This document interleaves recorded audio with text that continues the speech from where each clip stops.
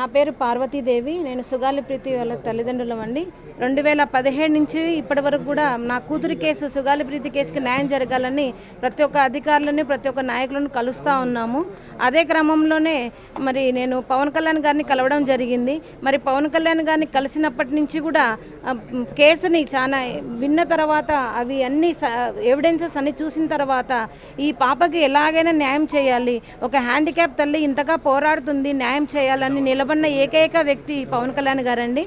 మరి పవన్ కళ్యాణ్ గారు 2019 నుంచి కూడా మా కేసు కోసం పోరాడుతూ ఉన్నారు. మరి 2020లో కూడా మరి కర్నూలులో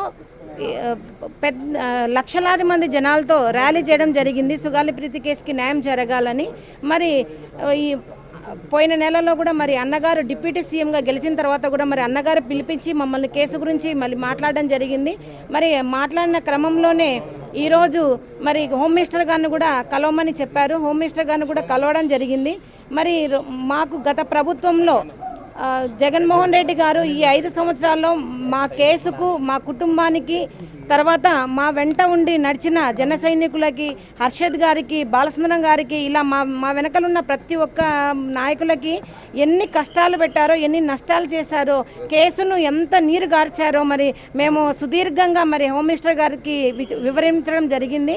మరి మాకు ఈ కేసులో ప్రతి ఒక్క ఏ అధికారి, మేడం గారు చెప్పడం జరిగింది, అమ్మ మీ కేసులో ఏ అధికారి అయినా, అవతల ఎంత పెద్ద అధికారి అయినా, ఎంత పెద్ద న్యాయకులైనా కూడా మీ కేసులో అన్యాయం చేస్తున్నారని తెలిసిన వెంటనే వాళ్ళ మీద చర్యలు తీసుకోవడం జరుగుతుందని చెప్పారు.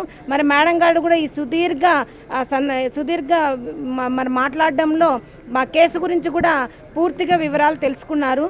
మరి ఈ గత 5 సంవత్సరాల్లో జగన్మోహన్ రెడ్డి గారు మా కేసును సిబిఐకి ఇస్తున్నామని చెప్పి దొంగ జీవోస్ ఇచ్చి మరి మమ్మల్ని మోసం చేయడం జరిగింది.